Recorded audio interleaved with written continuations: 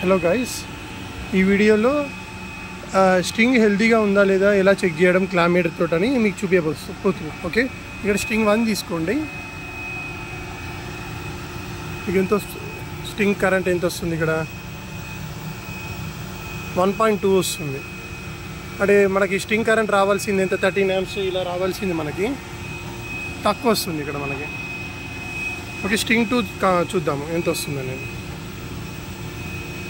6 వస్తుంది, ఇక్కడ 8 వస్తుంది. సో అంటే ఎండని బట్టి. ఓకేనా? అలాగే నెగిటివ్ కేబుల్ కూడా చెక్ చేసుకోవాలి. 12 వస్తుంది. ఎండ పెరుగుతున్న కొద్దీ మనకి ఇక్కడ స్ట్రింగ్ కరెంట్ కూడా పెరుగుతుంది అన్నట్టు. సో ఇక్కడ స్ట్రింగ్ 1 చూస్తే ఎంత వస్తుంది? అసలు రావట్లేదు, అంటే స్ట్రింగ్ 1లో ప్రాబ్లం ఉన్నట్టు. అలాగే స్ట్రింగ్ 3లో చూడండి. అలా చూస్తూ ఉండండి. ఇలా ఏదైతే మీకు స్ట్రింగ్ కరెంట్ రావట్లేదు ఆ స్ట్రింగ్లో ప్రాబ్లం ఉన్నట్టు, దీనివల్ల జనరేషన్ ఎఫెక్ట్ కూడా అవుతుంది. ఇక్కడ టోటల్గా మీకు ఇక్కడ 12 స్ట్రింగ్స్ కనెక్ట్ చేశారు ఇక్కడ. ఓకే, ఈ స్ట్రింగ్స్ అన్నీ చెక్ చేసుకుంటుంటే ఫస్ట్ స్ట్రింగ్ ప్రాబ్లం ఉంది. ఇక్కడ స్ట్రింగ్ కరెంట్ 0 చూపిస్తుంది, అండ్ స్ట్రింగ్ 10 అలాగే చూపిస్తుంది. స్ట్రింగ్ 10 ఇది చూడండి, ఫెరుల్లో రాస్తుంది ఇక్కడ. స్ట్రింగ్ 10 పాజిటివ్లో చూడండి ఎంత వస్తుంది? 1.5. మీకు ఎండకి కనిపించట్లేదు.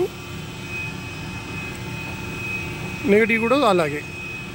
సో ర్యాండమ్గా స్ట్రింగ్ 11 చెక్ చేద్దాము ఎంత వస్తుంది.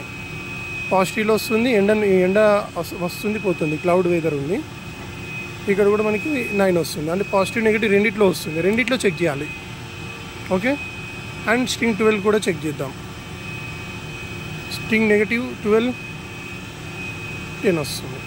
సో మనకి ఇక్కడ స్ట్రింగ్ 1 ప్రాబ్లం ఉంది, అండ్ స్ట్రింగ్ 10 ప్రాబ్లం ఉంది. సో ఇలా మనము స్ట్రింగ్ హెల్తీగా ఉందా మనం ఫైండ్ అవుట్ చేయగలుగుతాం. క్లామీటర్ అది కూడా మనకి ఇక్కడ ఫీచర్ ఉంటుంది. డీసీ క్లామీటర్, డీసీ కరెన్స్లో పెట్టి చెక్ చేస్తున్నాను. ఇందులో మ్యాక్సిమం మార్కెట్లో దొరికేది ఏసీ క్లామీటర్ ఇస్తారు షాప్లో అడిగితే. మనం అడిగి తీసుకోవాలి డీసీ క్లామీటర్.